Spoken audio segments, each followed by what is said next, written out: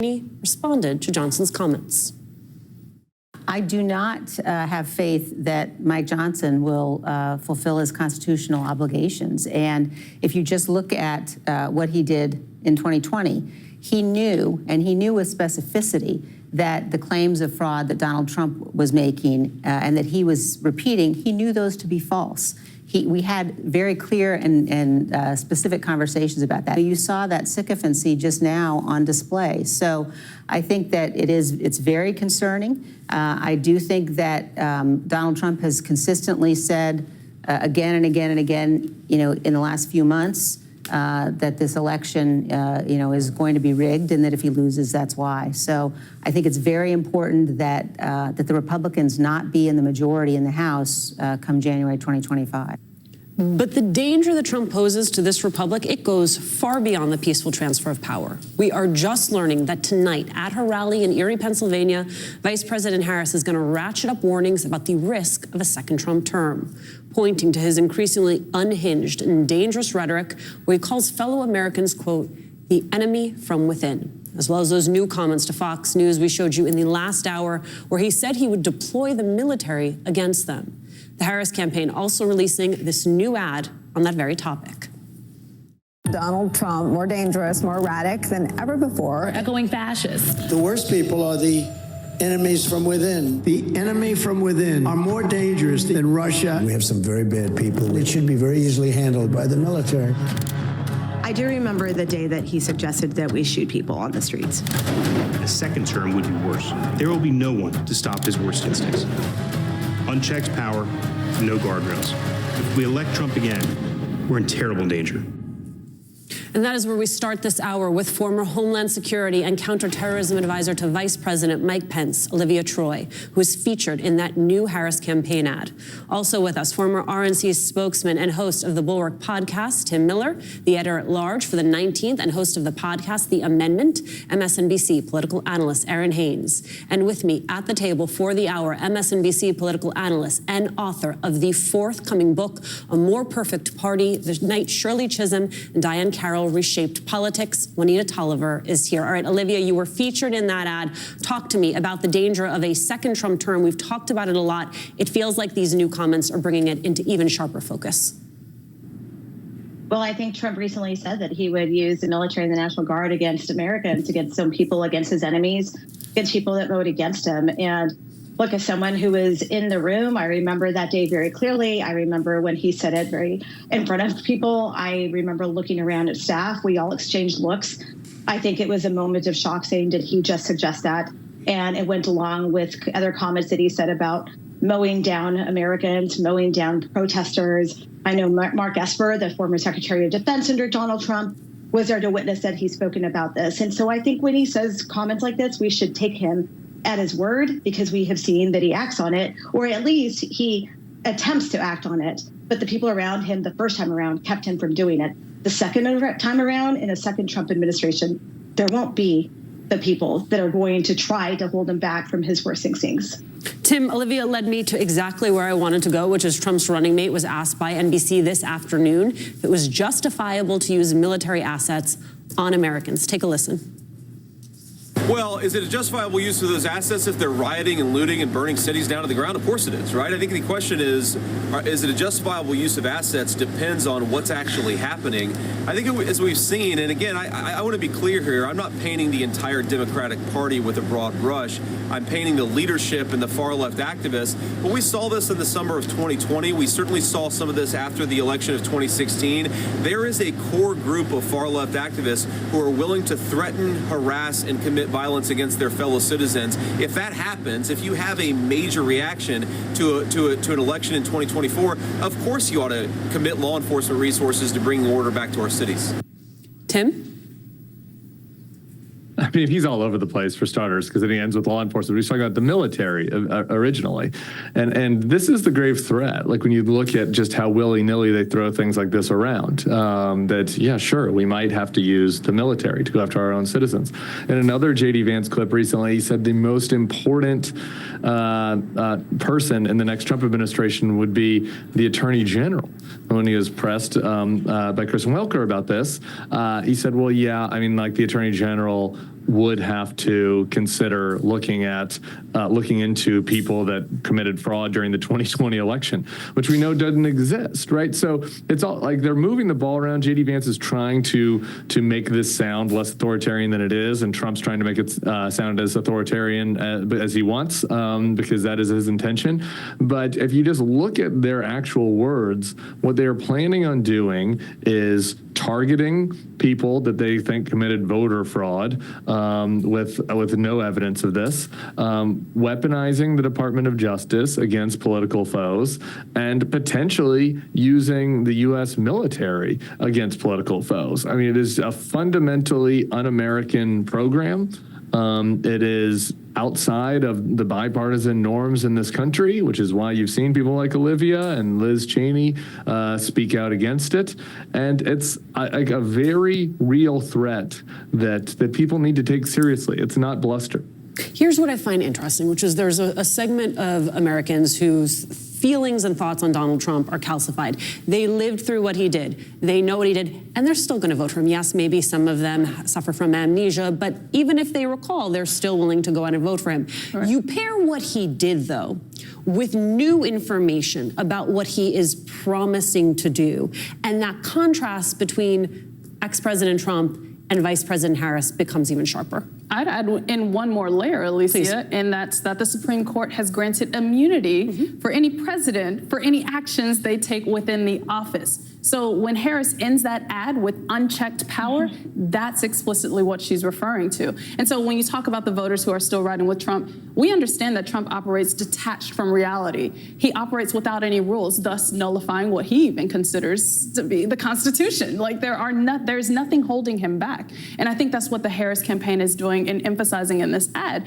talking about the threat, talking about the very real concerns. And I appreciate Olivia for stepping forward and appearing in that ad to emphasize what has already been done. We know it is our right to gather peacefully to protest. Donald Trump doesn't want that anymore. And to hear that in his first term in office, hopefully his only term in office, he considered shooting protesters who are gathered peacefully. Like, there is no question about the threat that he poses. And so these concerns about a peaceful transfer of power are very real because the threat is real. I think the other piece, when I come back to Mike Johnson and the concerns that Liz Cheney expressed, remember, Mike Johnson is also the individual who filed legal briefs in support of Trump's frivolous claims in courts across the country in those battleground states that are clearly testing within the margin of error right now. He's someone who backed Trump's lies in 2020, and that phrasing he used with Kristen Welker, which I appreciate her pressing him on, is what he will likely lean on again in 2024. Erin, when you are out on the trail, when you are talking to voters, is this all resonating?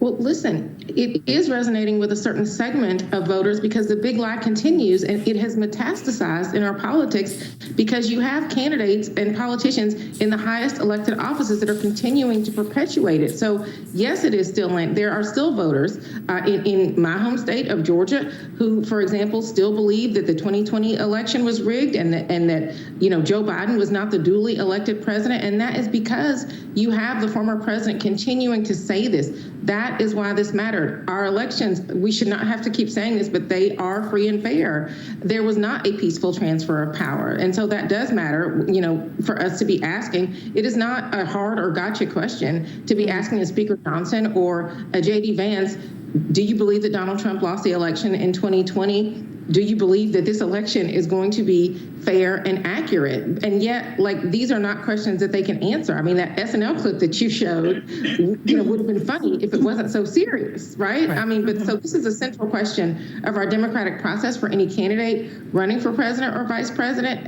because this is something that is still being told to voters. And so this is, setting up this narrative headed into 2024 is exactly what he wants to do, because if he is not declared the winner, as Juanita just said, he is going to say that this election was rigged. And so it is important for, folks like Vice President Harris and others who know, that this election is going to be fair and accurate to continue to say that and continue to have this closing message about democracy literally being on the ballot and what the stakes really are in this contest.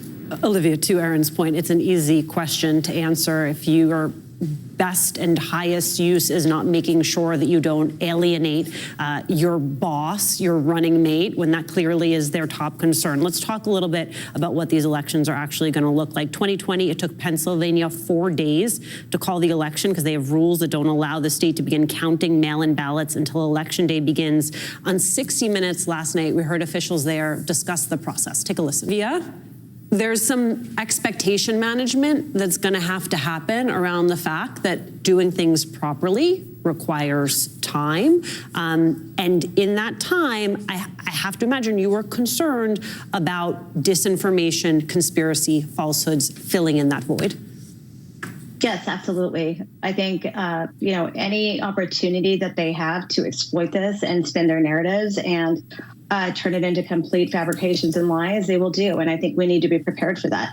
I do think it's important to continue to explain the actual election process, how the ballots work.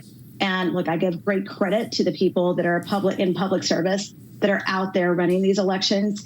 And let's keep in mind that we do have to have their backs because of the threats that they received in previous elections. And I have no doubt that they will see some ugliness and threats in this upcoming election again. And I think it's up to us, the voters and Americans, to really start to take a stand against this because the power of disinformation is real. We're seeing it rampant in a number of areas, right? And so when it comes to this election, it's going to be the same playbook that Donald Trump played in 2020, exact same thing that he's doing. He's already saying it's rigged. He will continue to do this, and he'll get more and more angry about it the more he thinks he's losing.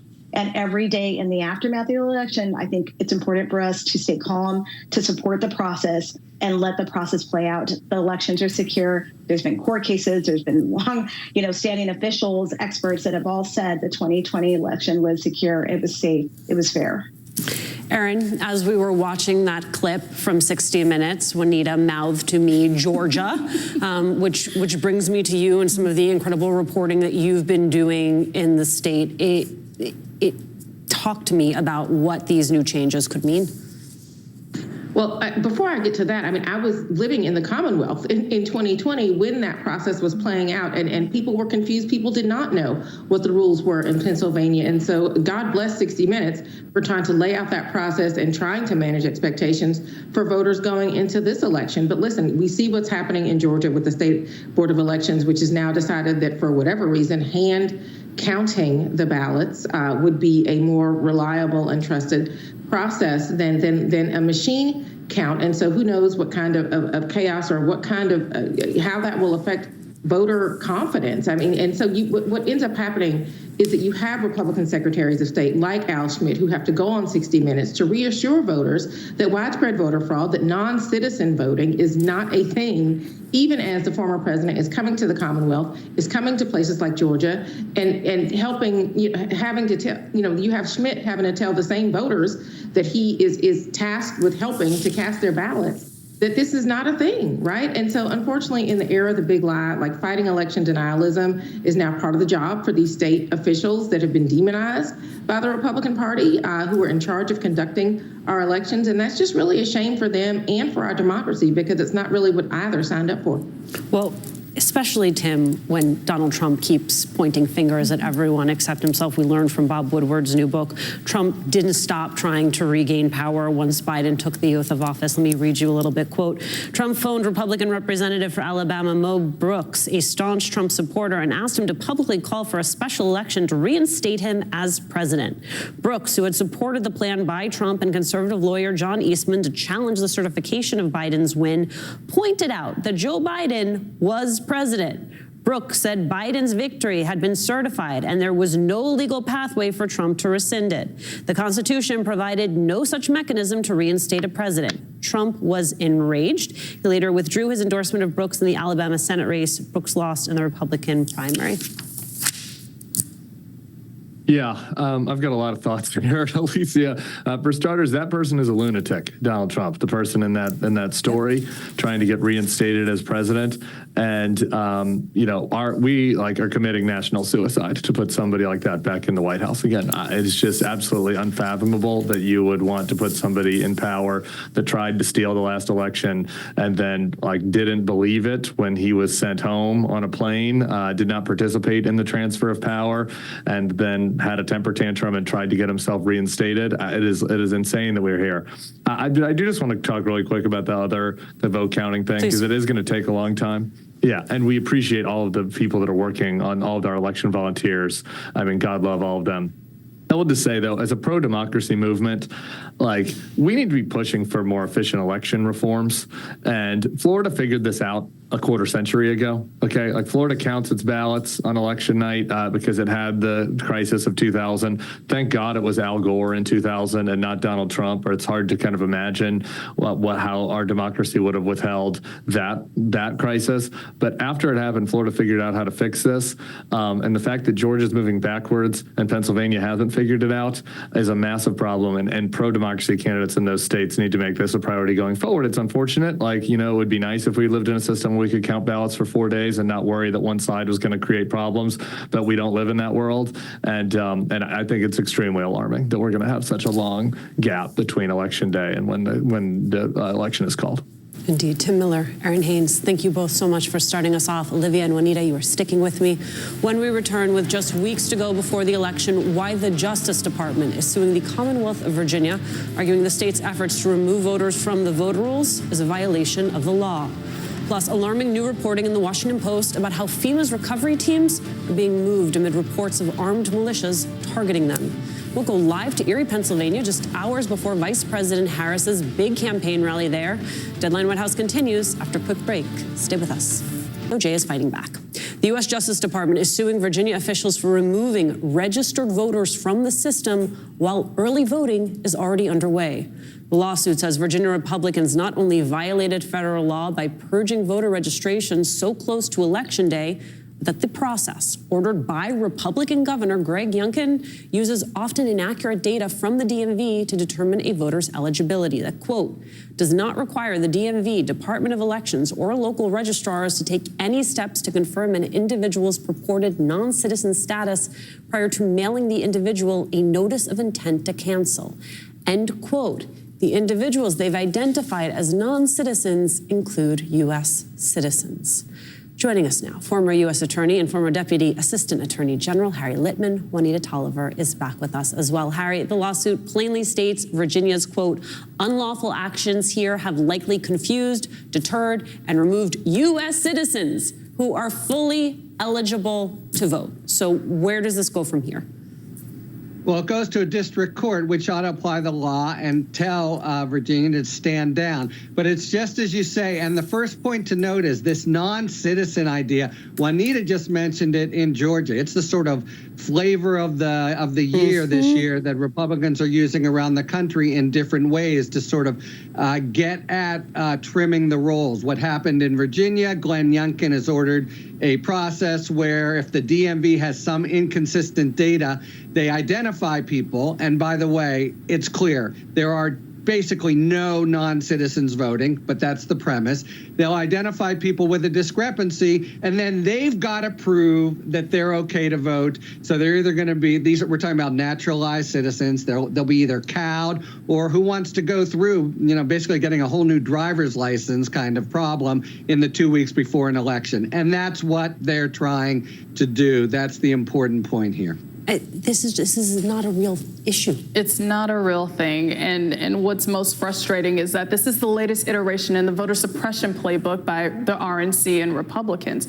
And in these specific instances, NPR has proactively fact-checked them. They went through and did analysis about non-citizen voting. And what they came up with is non-citizens are 0.0001% likely to They are laying low. They are not trying to cast ballots. I'm talking tens in the midst of 20 million voters. This is a non-issue, but it's the latest boogeyman for Republicans in an attempt to ban these people, legal citizens, legal voters, from casting ballots. This is also why I tell people, and you check my Twitter feed, go to iwillvote.com, check your voter registration status. Unfortunately, you likely need to check it multiple times because these are the playbooks that Republicans are applying before 2024. I'm such an anxious person that I check those things fairly regularly. Harry, this is from Assistant U.S. Attorney General Kristen Clark. Quote, Congress adopted the National Voter Registration Act's quiet period restriction to prevent error-prone 11th hour efforts that all too often disenfranchise qualified voters. The GOP's so-called election integrity efforts, they are actually exactly what Congress wanted to prevent in the first place. Yeah, 100%, because they just founded Congress that you do this in the last 90 days.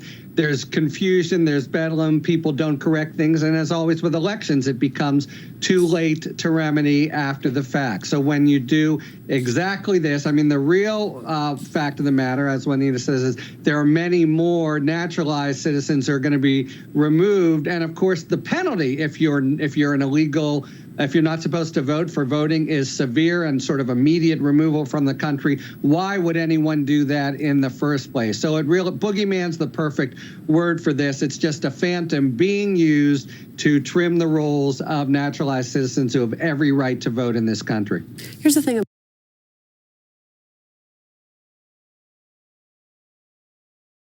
Egregious. They are spreading distrust in the process.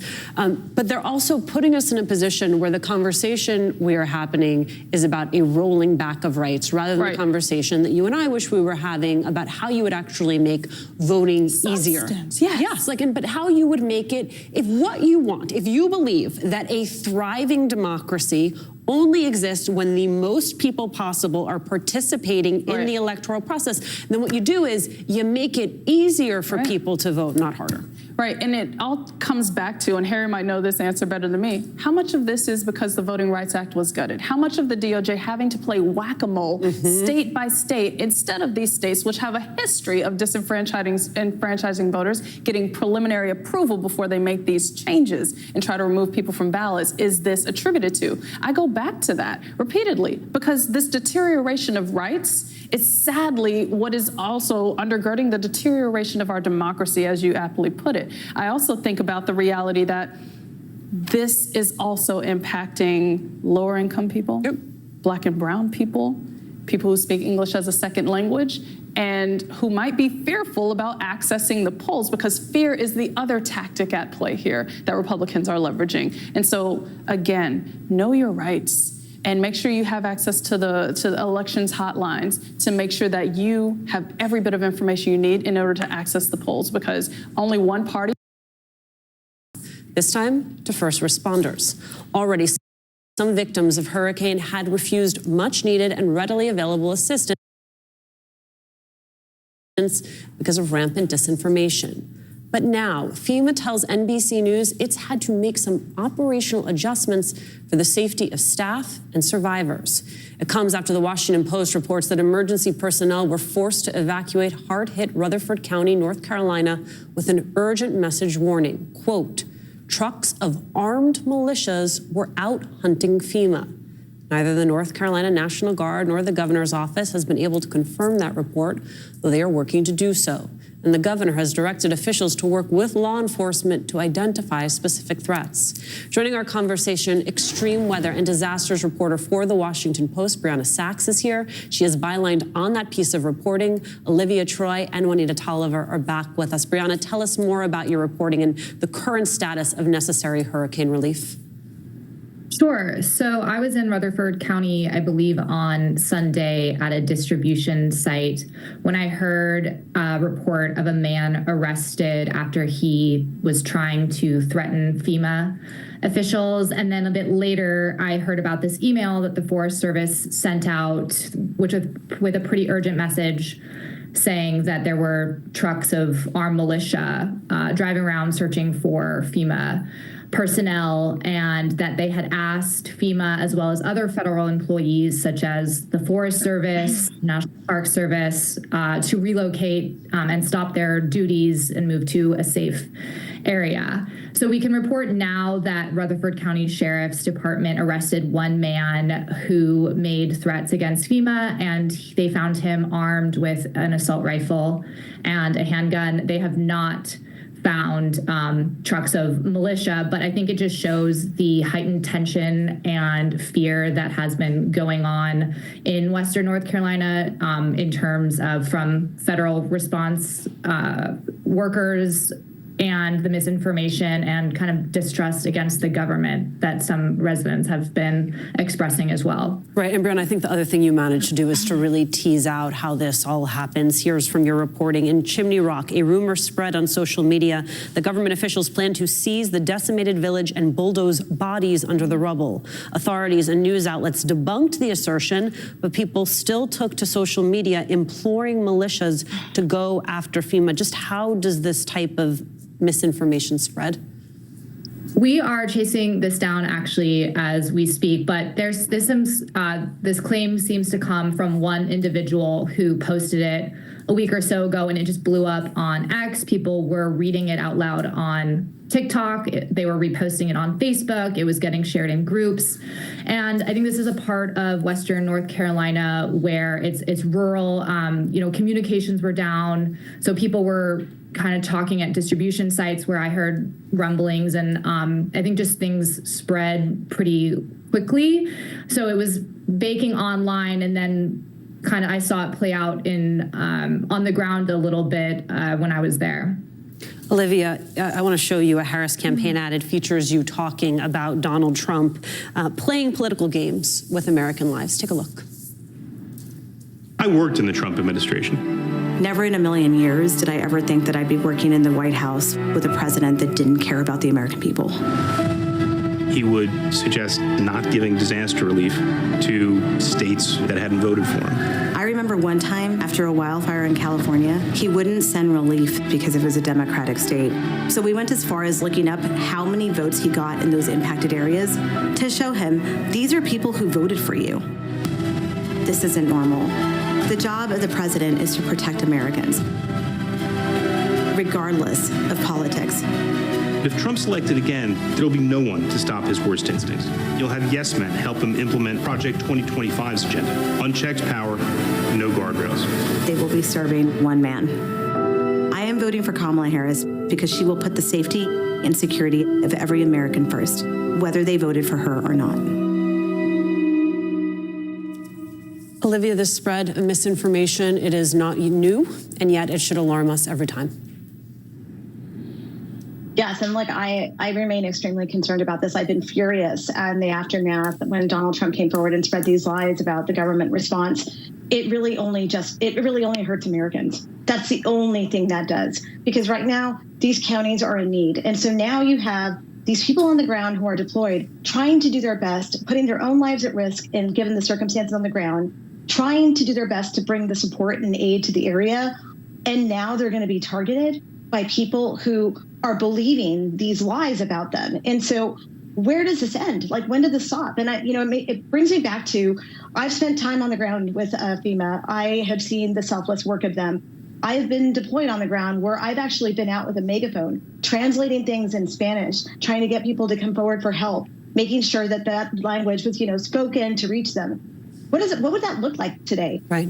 Think about that. With all the anti-immigrant, all the lies about immigrants right now, what would that look like today if I were out there with FEMA, translating things, speaking Spanish? Would I get shot by a militia? I mean, let's think about the rampant disinformation that we have going in our country in a number of areas, and the combination of it, the culmination of it, and how dangerous it is. And it's coming from someone who was once the president of our country and who seeks the presidency again. And these types of things should never enter the conversation when it comes to the safety and well-being of the American people. And if it seems like I'm so frustrated and angry, is because I'm so tired of seeing this one selfish individual create harm to Americans, regardless of who they voted for. And I guarantee you, some of these people on the ground there, they're Trump supporters. They are voting for him. And guess what? They're the ones being hurt right now. Olivia, I'm grateful that you are frustrated and that you're angry, because it means you care, which is what we want from people who are in positions, as you once were, to administer care and help at a time when Americans need it most. And I'm also taken, Juanita, by what Olivia is saying, because it's a reminder that multiple elements are converging all at the same time. You have the reality of the climate crisis and the fact that we're going to see more of these extreme weather situations. You have the rise of disinformation. You have what Donald Trump and Trumpism has done to federal institutions, where they have undermined federal institutions. You have a type of xenophobia and racism that has made these conversations additionally complicated. It is a boiling cauldron. A boiling cauldron with compounding crises happening like simultaneously. And what I appreciate from some of the reporting from the Washington Post with Brianna and her team was that one person in North Carolina said, it's like a 51-49% spread. And when I saw that number... You mean political spread? Spread on who's believing the misinformation. Who's believing the misinformation. And that did take me to the political spread because it tracks. If 51 to 49% of the country is still split in battleground states like North Carolina in terms of the presidential race, it makes me wonder, what are the partisan lines here? What are the education lines here that make people more or less susceptible to the misinformation, especially at a moment when their lives have been ravaged and upended? And to see these volunteers, to see the FEMA staffers face threats while trying to help people. They're no longer able to go door to door, but they have to set up centralized locations where people can come to them. That's just delaying care. That's delaying aid. That's delaying resources. And as Olivia rightfully is frustrated about what this means, and still some of these individuals are going to vote for the person who is sowing the doubt, sowing the distrust, sowing the disinformation. That is confounding and deeply upsetting, but it is sadly one of the realities that, and I'm curious to see how the Harris campaign works to combat it. Right. I'm curious, Brianna, if you can sort of answer that question that Olivia has. Did you get a sense of when people are engaging with the misinformation, the disinformation, understanding it as coming from a variety of tributaries, if there are folks that are more exposed or more susceptible to it, and if that sort of breaks down along any of these demographic groups? Sure. I do want to say that the 51-49 quote was from a Forest Service. Okay, thank you. Who is on the ground, and he expressed that 51% of the people he's encountered have been happy the government was there, he was there, and the other percentage were like, we don't want the federal government here. So that was also striking to me, but in some of the, I don't know if they're conspiracy theories really, but the beliefs that residents and some of the disaster responders on the ground I encountered were saying was that FEMA isn't here. The federal government's not here. We don't see any helicopters. We don't see any people dropping off aid. We're fending for ourselves. But at the same time, they don't want the federal government here either. So it's this interesting tension in some of these more rural areas. And granted, in Asheville, it's a much different climate, I would say, in terms of the response to and treatment of federal workers there on the ground. But it's more in these rural, more mountainous towns in Rutherford and Avery County that I went to, where it seems that people feel like they're really on their own, or saying FEMA was like stealing supplies from them, and rumors like that. Brianna Sachs, thank you so much for your reporting and for sharing it with us. Olivia Troy, my friend, thank you, as always, for being with us. When we return, we're going to go live to Erie, Pennsylvania, where Vice President Kamala Harris is gearing up for a rally in the northwestern part of that crucial battleground state. We're back with that after this. If you have feelings about this election, if you have feelings about who you want to win the election, this is now officially the time that you need to do something about it. If you care about the election results this year, if you're not already volunteering, it's time to do it. Watching TV and worrying about the news doesn't count as actually doing something to help your country. If you think this election matters and you have a preference as to who wins, you must now do something other than worry. Humana Medicare Advantage plans. Carry this card, and you could have the power to unlock benefits